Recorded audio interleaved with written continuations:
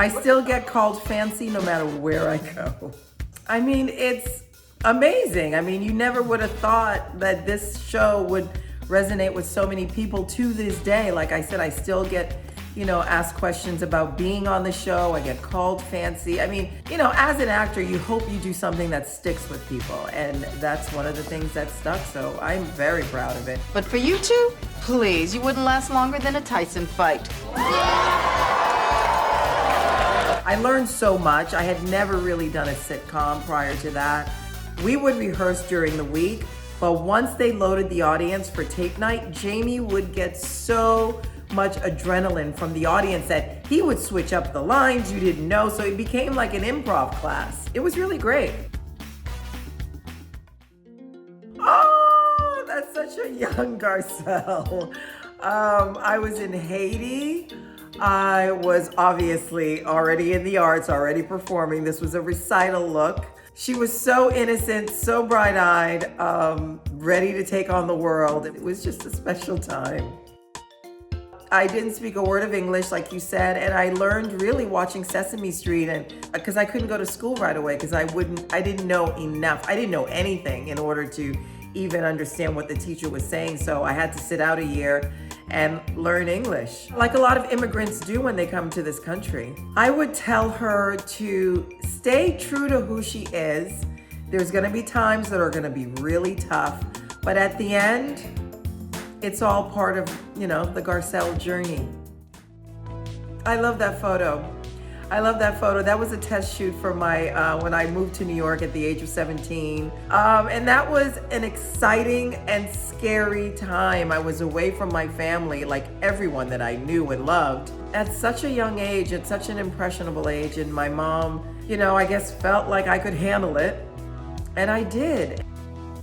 When I started, the black models, we weren't really on covers. I would do catalog shoots. And when it came down to the cover shoots, I never tested for the covers, because they always felt like the black girls don't sell the covers of the catalogs or the magazines. And things have changed now a lot, but there's a lot more to it. I mean, I love seeing that, black women are on the cover of Vogue, like, Kamala Harris and Megan Thee Stallion. I mean, I think we've definitely pushed the boundaries, but I say stay true to who you are.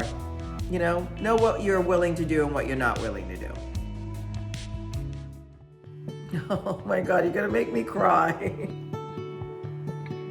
The journey of these two beautiful boys changed my life, from the journey of getting pregnant, which was 5 years off and on, trying all kinds of things. There were times where I would cry for days on end because I thought we were pregnant and we weren't. And this picture says it all. I mean, we did it. You know what? I grew up in a household where we didn't talk about things like that. We didn't talk about, I didn't know what menstruating was until it happened. When I started having miscarriages, I thought I was the only one until I opened up to a friend and she said she had them as well. And so it just made me feel like, as women, we should talk about stuff like that. For me, especially at the age that I had the boys, that I finally got pregnant, I would see other celebrities, on TV or in magazines with their babies, but nobody said the struggles they had to get those babies. You just assumed everything was perfect. And I didn't want to do that because that wasn't my journey. And through this journey, I was able to have my kids. So why wouldn't I share that?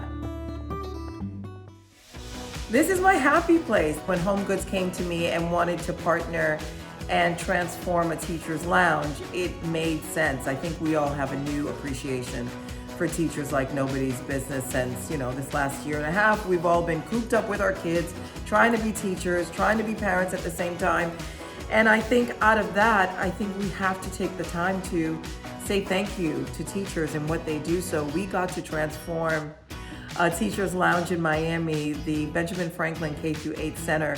And it was a way to let them know that they have a space that they can go into and feel good about and get inspired so they can in turn around and inspire our children.